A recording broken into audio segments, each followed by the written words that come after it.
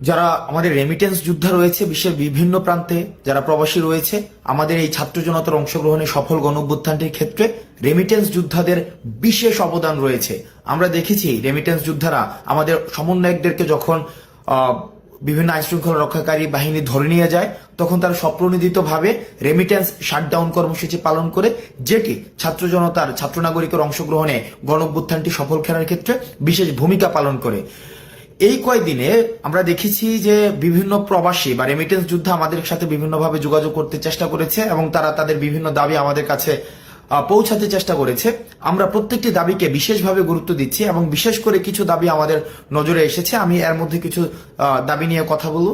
এর মধ্যে প্রথম একটি দফা দাবি, যেটি আমাকে ব্যক্তিগতভাবে মানসিকভাবে বেশ তাড়িত করেছে, যেখানে তারা বলেছে বিদেশে যখন কোনো রেমিটেন্স যোদ্ধা মারা যায়, তার লাশটি যখন দেশে নিয়ে আসতে হয় তখন তাকে একটা ফি দিতে হয়। আমরা এই জায়গায় তারা এই ফিটি চাচ্ছেন না বা এই ফিটি তারা দেওয়ার মতো, বা আমরাও এটা মনে করি যে রেমিটেন্স যোদ্ধা যারা দেশের জন্য বাইরে থেকে কাজ করেছে, তাদের যে অপঘাতে মৃত্যু বা স্বাভাবিক মৃত্যু যখন হয়, তারা যখন দেশে আসতে চায় বা দেশে তাদের লাশটা নিয়ে আসতে হয়, সেক্ষেত্রে আমরাও বিশ্বাস করি কোনো ধরনের ফি থাকা উচিত নয়। সুতরাং এই বিষয়টি নিশ্চয়ই অ্যাড্রেস করা হবে। দ্বিতীয় যে একটি গুরুত্বপূর্ণ বিষয়, সেটি হচ্ছে প্রবাসীরা যখন দেশে আসে, এয়ারপোর্টে তাদের নানাবিধ হয়রানির শিকার হতে হয়। তাদের তৃতীয় শ্রেণীর নাগরিকের সেখানে হচ্ছে মর্যাদা দেওয়া হয়।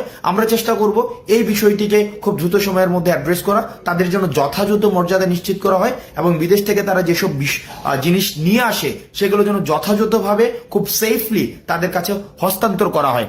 আরেকটি বিষয় রয়েছে, সেখানে তারা বলেছেন যে যতদিন পর্যন্ত তারা বিদেশে থাকেন ততদিন পর্যন্ত তাদের যেই সন্তান রয়েছে দেশে, তাদেরকে বিশেষভাবে তাদের যেন তত্ত্বাবধান করা হয়, সেই বিষয়টিকে আমরা অ্যাড্রেস করার চেষ্টা করব।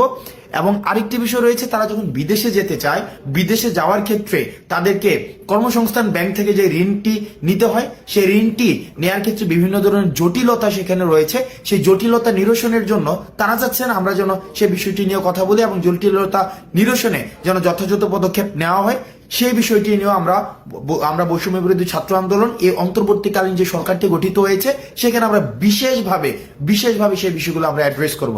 এখন বর্তমানে যারা রেমিটেন্স যোদ্ধা বিশ্বের বিভিন্ন প্রান্তে রয়েছেন, আমরা আহ্বান জানাবো আপনাদের কাছে, বাংলাদেশ যে অন্তর্বর্তীকালীন সরকার গঠিত হয়েছে, সেই সরকারের হাতকে শক্তিশালী করার জন্য এবং আমরা যেই বৈষম্যহীন বাংলাদেশের স্বপ্ন আমরা দেখেছি, সেই স্বপ্নকে প্রভাবিত করার জন্য, সেই স্বপ্নকে গতিশীল করার জন্য এবং সেই স্বপ্নকে বাস্তবায়ন করার জন্য আমরা বিশ্বাস করি রেমিটেন্স যোদ্ধাদের সহায়তা ছাড়া সেটি কখনোই সম্ভব না।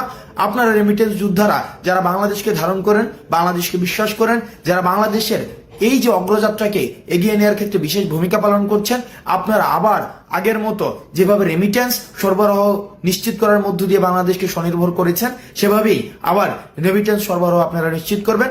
আমরা এই অন্তর্বর্তীকালীন সরকারে আমাদের